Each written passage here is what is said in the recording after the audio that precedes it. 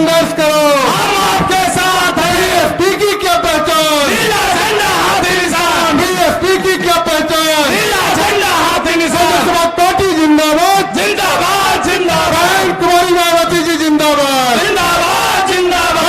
संघर्ष करो, हम आपके साथ हैं। संघर्ष करो, हम आपके साथ हैं।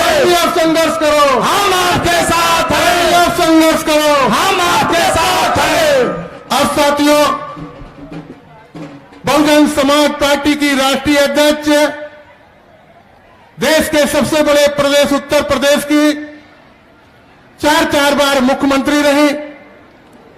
पूर्व राज्यसभा सांसद, पूर्व लोकसभा सांसद, आप सबकी लोकप्रिय नेता माननीय बहन जी हम सबके बीच में आ गई है। आप लोग ताली बजा के स्वागत कर दो। अब साथियों, हम लखनऊ लोकसभा के प्रत्याशी जनाब शरवर साहब से गुजारिश करेंगे कि बहुजन समाज पार्टी की राष्ट्रीय अध्यक्ष माननीय बहन जी को सोने का मुकुट देकर स्वागत करें।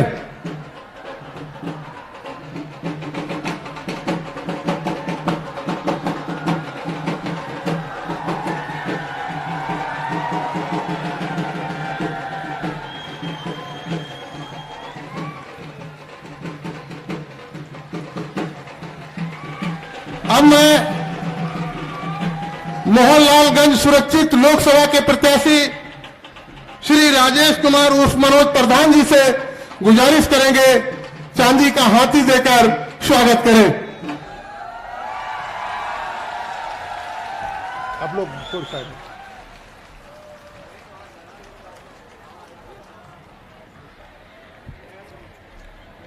अब मैं जो एक उपचुनाव हो रहा है पूर्वी विधानसभा लखनऊ से, वो प्रत्याशी माननीय आलोक कुशवाहा जी से गुजारिश करेंगे कि आप हाथी देकर माननीय बहन जी का स्वागत करें। आप लोग पीछे रहो।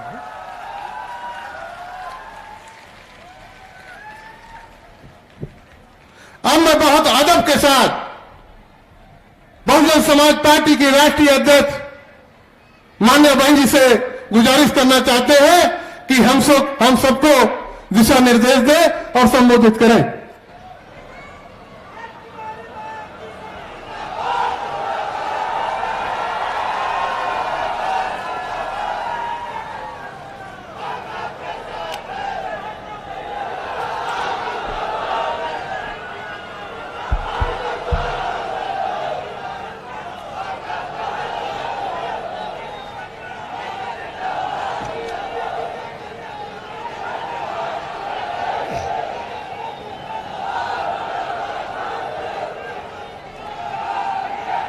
बीएसपी की इस चुनावी जनसभा में इकट्ठा हुए पार्टी के सभी छोटे बड़े पदाधिकारी एवं कार्यकर्तागण, आज आप लोग देश में व यहाँ आपके उत्तर प्रदेश स्टेट में भी लोकसभा के लिए हो रहे आम चुनाव में अपनी पार्टी के उम्मीदवारों के समर्थन में मुझे सुनने के लिए यहाँ इकट्ठा हुए हैं, तो उसके लिए मैं आप सभी लोगों का हार्दिक दिल से आभार प्रकट करती हूँ। वैसे आप लोगों को ये मालूम है कि हमारी पार्टी कांग्रेस, बीजेपी व अन्य किसी भी विरोधी पार्टी तथा गठबंधन आदि के साथ मिलकर नहीं, बल्कि अकेले ही अपनी पार्टी के बलबूते पर पूरी तैयारी व दमदारी के साथ ये चुनाव लड़ रही है। इसके साथ ही हमने टिकट बंटवारे के मामले में भी सर्व समाज के लोगों को उचित भागीदारी दी है, जिनको कामयाब बनाने के लिए अपनी पार्टी के लोग पूरे जी जान से लगे हैं। हालांकि आज यहाँ आपके इकट्ठा हुई अपार भीड़ व भीड़ के जबरदस्त जोश को भी देखकर अब मुझे भी ये काफी हद तक यकीन हो गया है कि पिछली बार की तरह इस बार भी आप लोग अपने प्रदेश से या लोकसभा चुनाव में अपनी पार्टी का बेहतर रिजल्ट जरूर लाएंगे। और इसके लिए अब मैं आप लोगों का ध्यान कुछ जरूरी बातों की तरफ दिलाना चाहती हूँ। और इस संबंध में विशेषकर मैं कांग्रेस, बीजेपी व इनके अन्य सभी सहयोगी दलों के बारे में ये कहना चाहूंगी कि आजादी के बाद शुरू में केंद्र व देश के काफी राज्यों में भी ज्यादातर सत्ता यहाँ कांग्रेस पार्टी के ही हाथों में केंद्रित रही है, किंतु इनकी अधिकांश मामलों में रही गलत नीतियों एवं गलत कार्य प्रणाली आदि की वजह से ही फिर इस पार्टी को केंद्र में काफी राज्यों की भी सत्ता से बाहर होना पड़ा है तथा यही स्थिति इनकी सहयोगी पार्टियों की भी बनी रही है, जिसके कारण ही फिर पिछले कुछ वर्षों से बीजेपी व इनके सहयोगी दल केंद्र एवं काफी राज्यों की भी सत्ता में काबिज हो गए हैं। लेकिन इनकी भी ज्यादातर रही जातिवादी, पूंजीवादी, संकीर्ण, सांप्रदायिक व द्वेषपूर्ण नीतियों एवं कार्य प्रणाली आदि से तथा इनकी कथनी व करनी में भी काफी अंतर होने की वजह से अब ऐसा लगता है कि इस बार ये पार्टी भी यानी कि भारतीय जनता पार्टी भी केंद्र की सत्ता में आसानी से वापस आने वाली नहीं है, बशर्ते यदि ये चुनाव इस बार फ्री एंड फेयर होता है तथा आम चर्चा के मुताबिक वोटिंग मशीनों में भी कोई गड़बड़ी आदि नहीं की जाती है। और वैसे भी इस बार चुनाव में इनकी कोई भी पुरानी एवं नई चल रही नाटकबाजी, जुमलेबाजी व गारंटी आदि काम में आने वाली नहीं है, क्योंकि अब देश की जनता काफी हद तक इस बात को समझ चुकी है कि इनकी पार्टी ने अब तक देश के विशेषकर गरीबों, कमजोर तबकों, मध्यम वर्गीय एवं अन्य मेहनतकश लोगों को जो इन्हें अच्छे दिन दिखाने के असंख्य प्रलोभन भरे वायदे किए हैं तथा अनेकों हवाई व कागजी गारंटी भी दी है, तो उनका जमीनी हकीकत में अभी तक इन्होंने लगभग 1/4 हिस्सा भी कार्य पूरा नहीं किया है, बल्कि इसके स्थान पर इनका ज्यादातर समय व ताकत भी यह इनके अपने चहेते रहे बड़े बड़े पूंजीपतियों एवं धन्ना सेठों को ही ज्यादा से ज्यादा माला माल व धनवान आदि बनाने में तथा इन्हें हर स्तर पर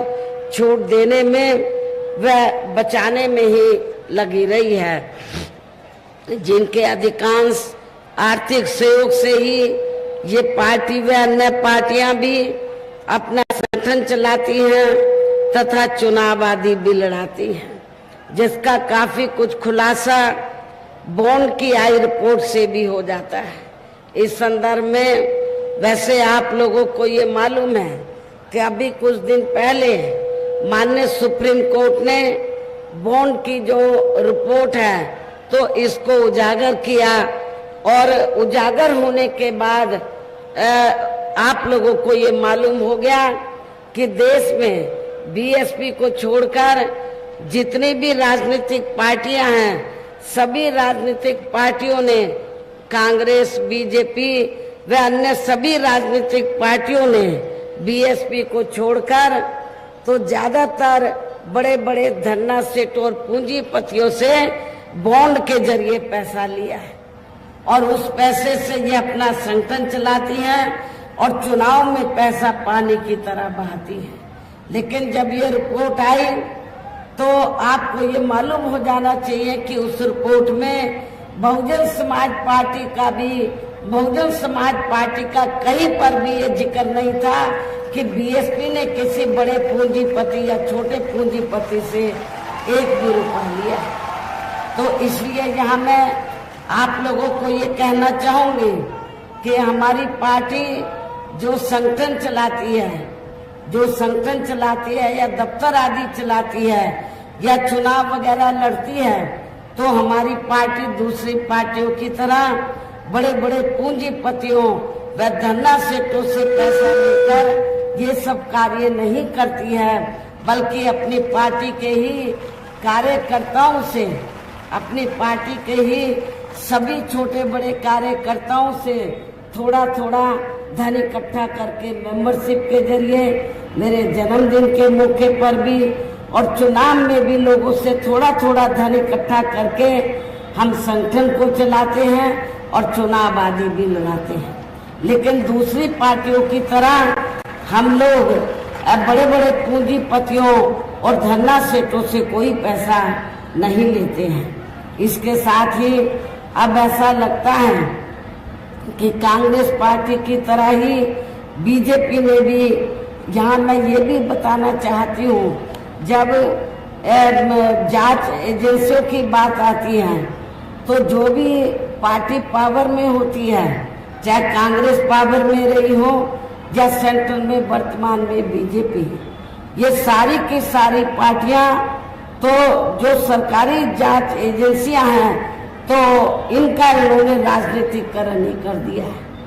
सभी ये पार्टियों की सरकार है, चाहे केंद्र में कांग्रेस सत्ता में रही हो या वर्तमान में बीजेपी,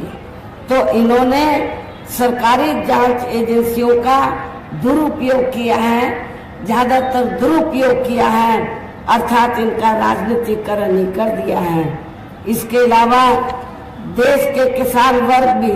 वर्तमान बीजेपी की सरकार में शुरू से ही अपनी विभिन्न समस्याओं को लेकर काफी ज्यादा दुखी व परेशान रहे हैं और अभी भी हैं। जबकि यूपी में 4 बार हमारी पार्टी की रही सरकार ने इनके हितों का भी हर स्तर पर विशेष ध्यान रखा है। आप लोगों को ये मालूम है, जब भी बीएसपी के नेतृत्व में सरकार रही तो हमने अपनी 4 हुकूमतों में तो किसानों को खेती करने के लिए समय से वे सस्ते साधन उपलब्ध कराए हैं और उनकी फसल का भी हमने समय से उचित दाम दिया है। इतना ही नहीं, बल्कि केंद्र में पूर्व की रही कांग्रेसी सरकार की तरह ही वर्तमान भाजपा सरकार में भी इनकी जातिवादी, हीन, सांप्रदायिक एवं पूंजीवादी सोच व नीतियों के चलते ही पूरे देश में सर्व समाज में से खासकर गरीबों, दलितों, आदिवासियों, पिछड़े वर्गों, मुस्लिम एवं अन्य धार्मिक अल्पसंख्यक समाज के लोगों का भी पूर्ण रूप से विकास व उत्थान आदि नहीं हो सका है। और इस संदर्भ में वैसे आप लोगों को ये मालूम है कि यहाँ दलितों, आदिवासियों एवं अन्य पिछड़े वर्गों का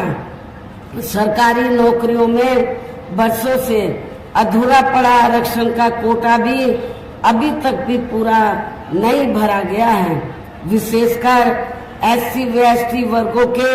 सरकारी कर्मचारियों का पदोन्नति में आरक्षण भी अब काफी हद तक प्रभावी ही नहीं बना दिया गया है। और आप लोगों को ये भी मालूम है कि जब यूपी में समाजवादी पार्टी की सरकार थी तो श्री अखिलेश यादव ने तो पूरे यूपी में एससी व एसटी वर्गों के सरकारी कर्मचारियों का पदोन्नति में आरक्षण ही बिल्कुल खत्म कर दिया था। और जब इसको प्रभावशाली बनाने के लिए हमारी पार्टी पार्लियामेंट में संशोधन बिल लाई, उस समय कांग्रेस पावर में थी और बीजेपी अपोजिशन में थी। दोनों पार्टियां अंदर मिल गई, अंदर मिलकर तो सपा को आगे करके तो इन्होंने इस विधेयक को, संशोधन विधेयक को पास नहीं होने दिया। लेकिन आज जब चुनाव हो रहा है तो ये सभी पार्टियां, कांग्रेस, बीजेपी, अन्य सभी पार्टियां जो इनको आरक्षण देने की बात कर रही हैं, आरक्षण इनकी वजह से नहीं मिला है, बल्कि परम पूज्य बाबा साहब डॉक्टर भीमराव अंबेडकर की वजह से मिला है। लेकिन इन्होंने उस आरक्षण का पूरा लाभ इनको नहीं दिया है। इसका पूरा लाभ इन्होंने नहीं दिया है। और आपको मैं ये बताना चाहती हूँ कि जब बाबा साहब डॉक्टर अंबेडकर पहले लॉ मिनिस्टर बने तो बाबा साहब डॉक्टर अंबेडकर ने, उस समय कांग्रेस पावर में थी, तो बाबा साहब डॉक्टर अंबेडकर ने पंडित जवाहरलाल नेहरू एंड कंपनी के लोगों को ये कहा कि SC ST का जो आरक्षण का कोटा है वो पूरा नहीं भरा जा रहा है, इसको भरा जाए। और जो अति पिछड़े वर्ग के लोग हैं तो उनको भी SC ST का आरक्षण देने के लिए कमीशन बैठाया जाए, लेकिन कांग्रेस इसके लिए तैयार नहीं हुई। और नतीजा क्या हुआ, फिर बाबा साहब डॉक्टर अंबेडकर को तो लॉ मिनिस्ट्री से इस्तीफा देना पड़ा। और जब केंद्र में श्री BP सिंह के नेतृत्व में सरकार बनी और मंडल कमीशन की रिपोर्ट लागू की गई थी, तो उस समय अकेले कांग्रेस नहीं, बीजेपी, इन सारी पार्टियों ने अति पिछड़े वर्ग के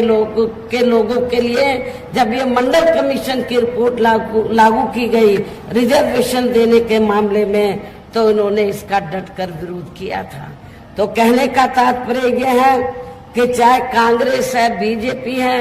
या अन्य विरोधी पार्टियां हैं, इनकी मानसिकता इन वर्गों के प्रति जो जातिवादी मानसिकता वो बदली नहीं है। लेकिन चुनाव में इतनी बड़ी बड़ी बातें ये लोग करते हैं जैसे ये बड़े हितैषी रहे हैं, ये हिमायती रहे हैं, लेकिन जब ये पावर में रहते हैं तो ये उल्टा काम करते हैं।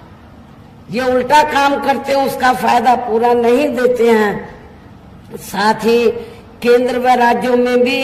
विरोधी पार्टियों की रही सरकारों में इन सभी वर्गों को प्राइवेट सेक्टर में आरक्षण दिए जाने की व्यवस्था किए बिना ही इनके सरकारों के ज्यादातर सरकारी कार्य अब प्राइवेट सेक्टर के जरिए ही इनके बड़े बड़े पूंजीपतियों व धन्ना सेठों आदि को ही दिए जाने के कारण अब इनको पूरे देश में आरक्षण का बहुत कम ही लाभ मिल पा रहा है। इसी प्रकार इनका अन्य और मामलों में भी शोषण व उत्पीड़न आदि होना अभी तक भी बंद नहीं हुआ है। इनके साथ साथ मुस्लिम व अन्य धार्मिक अल्पसंख्यक समाज के लोगों की भी हालत हर स्तर पर या काफी ज्यादा खराब व दयनीय ही बनी हुई है, जिसका काफी कुछ खुलासा सच्चर कमेटी की रिपोर्ट में भी किया गया है। इतना ही नहीं बल्कि पिछले कुछ वर्षों से केंद्र एवं अधिकांश राज्यों में भी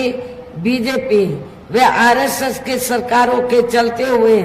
अब इनका विकास एवं उत्थान आदि होना भी काफी हद तक बंदशाही हो गया है। आए दिन इन पर खासकर हिंदुत्व की आड़ में हो रही जनजाति भी या काफी ज्यादा चरम सीमा पर पहुंच चुकी है। इनके साथ साथ अपर कास्ट समाज में से विशेषकर गरीब लोगों की भी हालत हमें कोई खास अच्छी नजर नहीं आती है। इनकी गलत कृषि नीतियों के कारण किसान वर्ग भी आए दिन आंदोलित ही रहता है। साथ ही इनके गलत आर्थिक नीतियों की वजह से देश की अर्थव्यवस्था पर भी इसका काफी बुरा प्रभाव पड़ा है, जिससे यहाँ विशेषकर छोटे एवं मध्यम वर्गीय व्यापारी वर्ग भी काफी ज्यादा दुखी व परेशान है। और अब केंद्र में पूर्व की रही सरकारों की तरह ही वर्तमान भाजपा सरकार में भी यहाँ पूरे देश में गरीबी, बेरोजगारी एवं महंगाई आदि भी लगातार काफी ज्यादा बढ़ रही है। देश में हर स्तर पर फैला भ्रष्टाचार भी अभी तक खत्म नहीं हुआ है। ऐसे में अब आप लोगों को देश में हो रहे लोकसभा चुनाव में कांग्रेस, बीजेपी व इनकी सहयोगी पार्टियों को भी केंद्र की सत्ता में आने से जरूर रोकना है। जिनकी गलत नीतियों व गलत कार्य प्रणाली को आप लोग काफी हद तक आजमा भी चुके हैं। ऐसी स्थिति में अब ये विरोधी पार्टियां इस चुनाव में भी किस्म किस्म के साम दाम दंड भेद आदि अनेकों हथकंडे इस्तेमाल करके केंद्र की सत्ता में आने की पूरी कोशिश में लगी हैं, जिनसे अपनी पार्टी के लोगों को हर स्तर पर काफी ज्यादा सावधान रहना है। और इस मामले में विरोधी पार्टियां अपने अपने पक्ष में हवा बनाने के लिए खासकर मीडिया, ओपिनियन पोल व सर्वे आदि का जो बड़े पैमाने पर इस्तेमाल कर रही हैं, तो उनसे भी अपनी पार्टी के लोगों को बिल्कुल भी गुमराह नहीं होना है। इसके साथ ही विरोधी पार्टियों के विभिन्न रूपों में जारी किए गए इनके हवाई व प्रलोभन भरे चुनावी घोषणा पत्रों एवं वायदों आदि के बहकावे में भी अपनी पार्टी के लोगों को कतई भी नहीं आना है, जिन्हें ये पार्टियां चुनाव खत्म होने के बाद ज्यादातर अमल में नहीं लाती हैं और अब जिन पर से देश की जनता का अधिकांश विश्वास ही उठ गया है। यही खास वजह है कि हमारी पार्टी किसी भी चुनाव में अपनी पार्टी का कोई भी चुनावी घोषणा पत्र आदि जारी नहीं करती है। वैसे भी हमारी पार्टी किसी भी मामले में कहने में बहुत कम बल्कि कार्य करके दिखाने में ही ज्यादा विश्वास रखती है। और इस बात का सबसे बड़ा सबूत यह है कि उत्तर प्रदेश में 4 बार हमारी पार्टी के नेतृत्व में रही सरकार ने चुनाव में अपनी पार्टी के बिना कोई जारी किए गए चुनावी घोषणा पत्र के ही प्रदेश व आम जनहित में काफी कुछ ऐतिहासिक कार्य करके दिखाए हैं, जिनकी अब देश में अधिकांश पार्टियों की सरकारें काफी नकल भी कर रही हैं। जबकि इस मामले में हमारी पार्टी का ये कहना है कि यदि इन पार्टियों के स्थान पर केंद्र में हमें अपनी पार्टी के सरकार बनाने का मौका मिलता है, तो तब फिर हमारी पार्टी की बनी सरकार केंद्र में यहाँ अब तक की रही सभी विरोधी पार्टियों की सरकारों की तरह केवल हवाई व कागजी कार्य आदि नहीं करेगी, बल्कि उत्तर प्रदेश की तरह ही जमीनी हकीकत में ठोस कार्य करके दिखाएगी। और इस संदर्भ में खासकर मैं ये कहना चाहूंगी, केंद्र द्वारा देश में पिछले कुछ समय से अति गरीब परिवारों को अस्थायी तौर पर फ्री में जो थोड़ी सी खाद्य सामग्री दी जा रही है, तो उससे इनका स्थायी तौर पर भला होने वाला नहीं है। इससे इनका स्थायी तौर पर भला होने वाला नहीं है। लेकिन बीजेपी और आरएसएस के लोग ये सब करके ऐसा इंप्रेशन देते हैं, बीजेपी वाले, आरएसएस के लोग और केंद्र की सरकार श्री नरेंद्र मोदी जी भी ऐसा इंप्रेशन दे रहे हैं जैसे ये लोग अपनी जेब से गरीब लोगों को फ्री में राशन दे रहे हैं, जबकि इसमें सच्चाई नहीं है, इसमें हकीकत नहीं है। क्योंकि मैं आप लोगों को ये बताना चाह रही हूँ, आप लोगों को जो थोड़ा सा फ्री में राशन दिया जा रहा है और उसके बदले में ये गांव में जाकर जब चुनाव होता है तो क्या बोलते हैं कि आपने बीजेपी का, केंद्र की सरकार का नमक खाया है, आपको हलाल करना चाहिए, इसके बदले में वोट देना चाहिए। लेकिन ऐसा नहीं।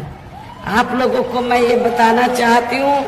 आप लोगों को जो भी राशन फ्री में दिया जाता है तो वो कोई केंद्र की सरकार अब फ्री में नहीं, वो अपनी जेब से नहीं, बीजेपी वाले आरएसएस के लोग अपनी जेब से नहीं, बल्कि आप लोग जो देश की जनता जो टैक्स देती है उस टैक्स से जो पैसा आता है उसी पैसे से आप लोगों को फ्री में ये राशन दिया जाता है। तो ये कोई बीजेपी और आरएसएस की मेहरबानी नहीं है। तो आपने अपना नमक खाया है, बीजेपी और आरएसएस का नमक नहीं खाया है। इसलिए आप लोगों को इनके बहकावे में नहीं आना है, बल्कि अपना एक एक वोट आप लोगों को इनके अपनी पार्टी को ही देना है। और वैसे भी जो गरीब लोगों की ये जटिल समस्या है,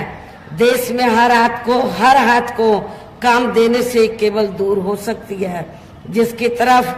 हमारी पार्टी की बनी सरकार विशेष ध्यान देगी। साथ ही देश में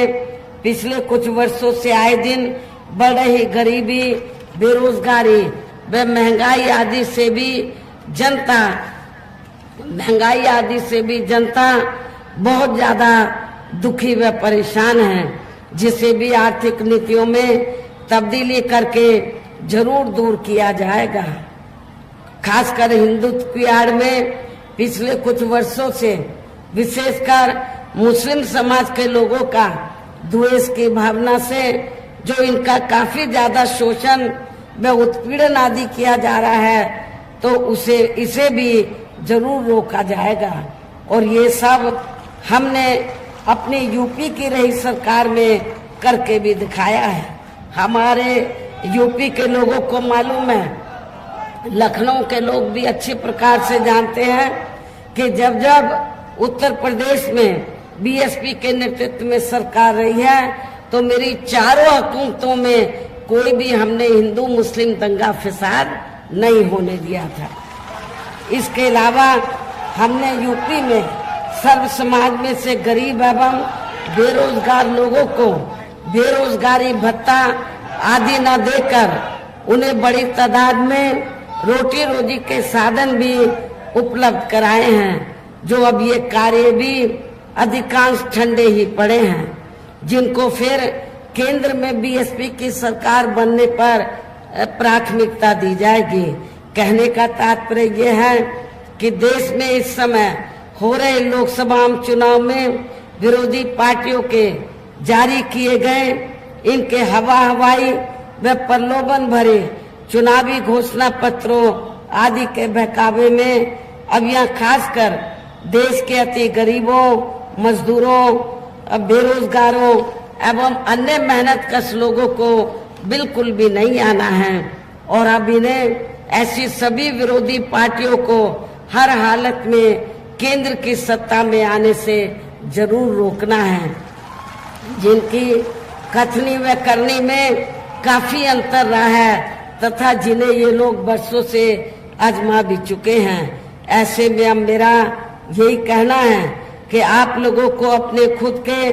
व अपने प्रदेश एवं देश के भी हित में अपने वोटों को या कांग्रेस, बीजेपी व अन्य विरोधी पार्टियों को न देकर केवल अपनी एकमात्र हितैषी पार्टी बहुजन समाज पार्टी को ही देना है, जो ये पार्टी उत्तर प्रदेश की तरह ही केंद्र में भी अपनी पार्टी की सरकार बनने पर फिर पूरे देश में जहां अपनी पार्टी की सर्वजन हिताय व सर्वजन सुखाय की नीतियों पर आधारित सरकार चलाएगी। इसके साथ साथ केंद्र से जुड़ी आपके क्षेत्र की जो भी यहाँ स्थानीय समस्याएं होंगी, तो उन्हें भी फिर दूर करने का हर संभव पूरा प्रयास किया जाएगा। वैसे आप लोगों को ये मालूम है कि खास तौर से लखनऊ के लोगों की, अवध के क्षेत्र के लोगों की लंबे अरसे से ये डिमांड रही है कि अवध को अलग से स्टेट बनाया जाए। जब केंद्र में हमारी पार्टी पावर में आएगी तो अवध क्षेत्र को अलग से स्टेट बनाया जाएगा, जिसमें लखनऊ भी आ जाता है। और यहाँ मैं ये भी कहना चाहती हूँ कि जब यूपी में 4 बार मेरे नेतृत्व में सरकार बनी, तो हमने लखनऊ का सौंदर्यीकरण किया। लखनऊ की जो पहचान है तो वो बदल दी थी। पहले लखनऊ आते हुए लोग सोचते थे कि क्या है लखनऊ में, लेकिन जब यूपी में लोग आते हैं पूरे देश से, दुनिया से, तो सबसे पहले वो यही कहते कि हमें लखनऊ जाना है। हमने सड़कें ठीक करवाई, हमने स्मारक स्थल ठीक कराए, हॉस्पिटल बनवाई, नई जेल बनवाई। क्या नई कार्य हमारी सरकार ने की। साथ ही जहां गरीबों, मजदूरों, बेरोजगारों, कर्मचारियों, किसानों, छोटे व्यापारियों एवं अन्य मेहनतकश लोगों के हितों का भी विशेष ध्यान रखा जाएगा। सर्व समाज में से खासकर दलितों, आदिवासियों, गरीबों, पिछड़े वर्गों, मुस्लिम व अन्य धार्मिक अल्पसंख्यक समाज के लोगों के विकास एवं उत्थान के साथ साथ हर स्तर पर इनकी सुरक्षा आदि के लिए भी सख्त कदम उठाए जाएंगे। और तभी फिर यहाँ वास्तव में अपने देश के महान संतों, गुरुओं व महापुरुषों में भी विशेषकर महात्मा ज्योतिराव फूले, श्री छत्रपति शाहू जी महाराज, श्री नारायण गुरु, बाबा साहब डॉक्टर भीमराव अंबेडकर एवं मान्यवर श्री काशीराम जी आदि का अधूरा राज सपना जरूर साकार हो सकता है, जिनको यूपी में हमारी पार्टी की रही सरकार द्वारा हर स्तर पर पूरा आदर सम्मान दिया गया है। इन्हीं खास बातों के साथ ही अब मेरा देश में आपके स्टेट के भी हित में यही कहना है कि हमारी पार्टी ने यहाँ जिनको भी लोकसभा चुनाव के लिए मैदान में उतारा है, आपके इस क्षेत्र के जिन लोगों को भी लोकसभा चुनाव के मैदान में उतारा है, जो आपके सामने मंच पर भी मौजूद हैं, तो उन्हें आपको जरूर कामयाब बनाना है, जिसके लिए यहाँ पार्टी के सभी स्तर के छोटे बड़े पदाधिकारी एवं कार्यकर्तागण आदि पूरे जी जान से लगे हैं। और अब अंत में मेरा यही कहना है, आप लोगों को वोट पड़ने वाले दिन यहाँ बीएसपी के अपने सभी लोकसभा उम्मीदवारों को, अर्थात आप लोगों को मालूम है कि लखनऊ लोकसभा की सीट से तो हमारे काफी लोकप्रिय पार्टी के हमारे नेता मुस्लिम समाज से जो ताल्लुक रखते हैं, श्री सरवर मलिक को हमने चुनाव के मैदान में उतारा है। मोहनलालगंज सुरक्षित लोकसभा की सीट से श्री राजेश कुमार उर्फ मनोज प्रधान को हमने चुनाव के मैदान में उतारा है। रायबरेली लोकसभा की सीट से श्री ठाकुर प्रसाद यादव को, जो बहुत ही पुराने पार्टी के मिशनरी कार्यकर्ता हैं, तो इनको चुनाव के मैदान में उतारा है। अमेठी लोकसभा की सीट से